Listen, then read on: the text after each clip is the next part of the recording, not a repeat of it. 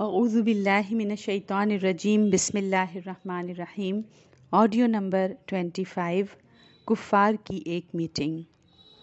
نبی اکرم صلی اللہ علیہ وسلم اپنی تبلیغ میں لگے رہے، مجموعوں محفلوں میں دعوت دیتے۔ آپ صلی اللہ علیہ وسلم اللہ کی آیتیں پڑھتے، وہی پیغام سناتے جو پچھلے رسولوں نے سنایا تھا۔ آپ صلی اللہ علیہ وسلم کی تبلیغ رنگ لا رہی تھی، دھیمے دھیمے بہت سے لوگ اسلام قبول کر رہے تھے۔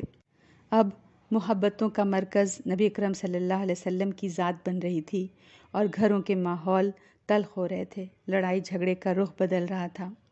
لڑائی جھگڑے تو ہر گھر میں ہی ہوتے ہیں اور عربوں کی تو تاریخ جھگڑے سے بھری ہے۔ معمولی بات پر لڑ پڑتے تھے اور صدیوں جنگ چلتی، سیز فائر ہوتا، پھر آگ بھڑکتی، پھر جنگ شروع کہ نہ ٹلتے تھے ہرگز جو اڑ بیٹھتے تھے، سلجھتے نہ تھے جب جھگڑ بیٹھتے تھے۔ جو دو شخص آپس میں لڑ بیٹھتے تھے تو صدہا قبیلے بگڑ بیٹھتے تھے۔ بلند ایک ہوتا تھا گرواں شرارہ، تو اس سے بھڑک اٹھتا تھا ملک سارا۔ تو وہ تو جھگڑنے میں بہت تیز تھے، تو جب باطل طریقوں پر وہ رہ رہے تھے تب بھی لڑا کرتے تھے، لیکن وہ جھگڑے ان کو اتنے ناگوار نہیں گزرتے تھے جتنا حق کے بارے میں جھگڑا ان کو برا لگ رہا تھا۔ جب حق کے بارے میں جھگڑا شروع ہوا تو انہوں نے تو ایسے دفاع کرنا شروع کیا جیسے کہ آج سے پہلے تو کبھی انہوں نے جھگڑا کیا ہی نہیں تھا۔ یہ پہلی بات ہے جس میں کہ اختلاف پیدا ہوا ہو۔ قریش بہت پریشان ہوئے، کریں تو کیا کریں۔ بہت کچھ انہوں نے سوچا، انہوں نے میٹنگز کیں اور یہ مشورہ کیا کہ چلتے ہیں ولید بن مغیرہ کے پاس۔ یہ ولید بن مغیرہ بڑا دانا اور عقل مند انسان سمجھا جاتا تھا، عمر دراز تھا اور بڑے مرتبے والا آدمی تھا۔ تو یہ قریش اس کے پاس گئے، کہنے لگے کہ ہم سوچ رہے ہیں اس کو شاعر یا کاہن یا جھوٹا یا پاگل یا جادوگر بدنام کر دیتے ہیں۔ تو ولید بن مغیرہ نے کہا، لوگ تمہاری بات کا یقین نہیں کریں گے، اس کی سچائی کا تو ہم نے لوہا منوا دیا ہے۔ اللہ کی قسم اس کی بات بہت شیرین ہے، اس کی جڑ پائیدار ہے اور شاخ پھلدار ہے۔ تو یہ بھاری باتیں بول کر اس نے سوچا، یہ فیلر دے کر اس نے سوچا کہ اگر یہ میری ہاں میں ہاں ملا لیتے ہیں تو شاید میں ایمان کا اقرار کر لوں۔ لیکن جب لوگوں کی طرف سے مخالفت آئی، اس نے ایمان کا ارادہ ترک کر دیا، اوروں کی باتوں میں آ کر اپنی آخرت برباد کر لی کہ چونکہ باقی خاندان والے نہیں کر رہے ہیں تو میں بھی نہ کروں۔ تو اس نے خوب کلام کی تعریف کی۔ تو پھر لوگوں نے کہا، اچھا بتائیے، کوئی مشورہ دیجیے، ہم کیسے لوگوں کو روکیں، کیا کہیں؟ کہنے لگا، ذرا سوچ لینے دو۔ سوچتا رہا، پھر بولا، اس کو جادوگر اور ساحر کہہ دو۔ اس میٹنگ کا سین کھینچا ہے اللہ تعالیٰ نے سورۃ مدثر میں۔ ہدایت کی لہر دوڑی تھی اس کی زندگی میں، ہدایت نظر آئی تھی اس کو، ہدایت کا دروازہ کھلا، وہ داخل ہو جاتا، شاید باقی لوگ پیچھے پیچھے داخل ہو جاتے، لیکن لوگوں کے خوف کی وجہ سے اس نے ہدایت قبول نہیں کی، خود بھی بھٹکا اور جانے کتنوں کو بھٹکایا اپنے پیچھے۔ تو اللہ تعالیٰ کی طرف سے بھی سخت وعید آئی اس کے لیے اور پورا نقشہ کھینچا گیا کہ کیسے اس نے سوچا۔ سنتے ہیں ان آیات کو۔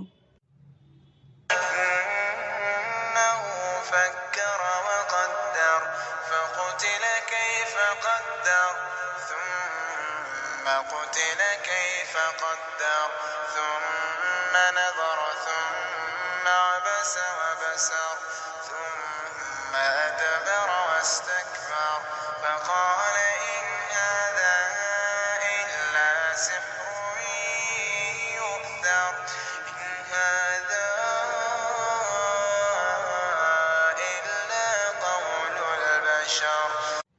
انہو فکر وقدر، پھر اس نے غور و فکر کیا اور اندازہ لگایا۔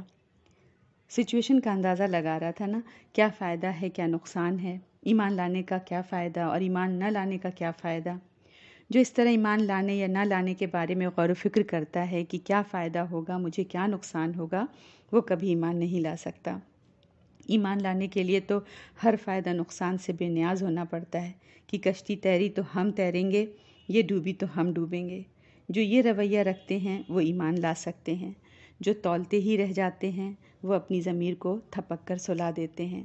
تو اس نے تولا، اس نے اندازہ لگایا۔ پھر دیکھیں کیسے اللہ تعالیٰ نے پھٹکارا ہے کہ فقتل کیف قدر، تو ہلاک ہو، یہ کتنا برا اندازہ لگایا۔ ثم قتل، پھر ہلاک ہو جائے، مارا جائے، کیف قدر، کتنا برا اندازہ لگایا۔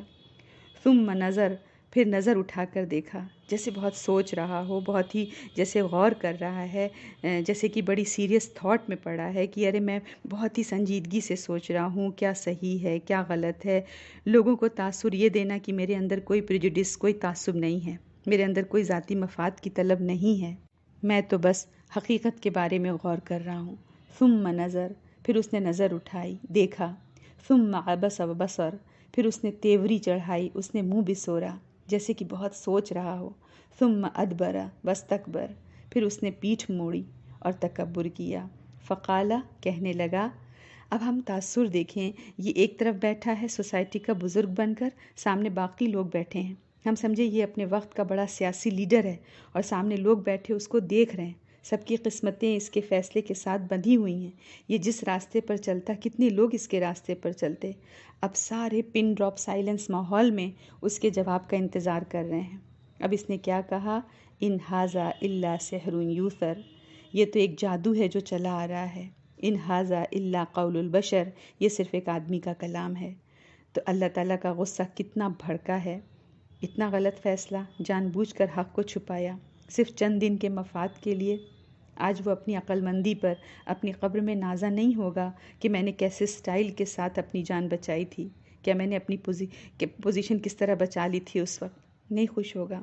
اب اس کا فیصلہ سنتے ہی قریش کو بڑی ہمت بندھ گئی، اب وہ باقاعدہ پلان بنا کر منظم ہو کر نبی اکرم صلی اللہ علیہ وسلم کی مخالفت کا آغاز کرتے ہیں۔ والسلام علیکم ورحمۃ اللہ وبرکاتہ۔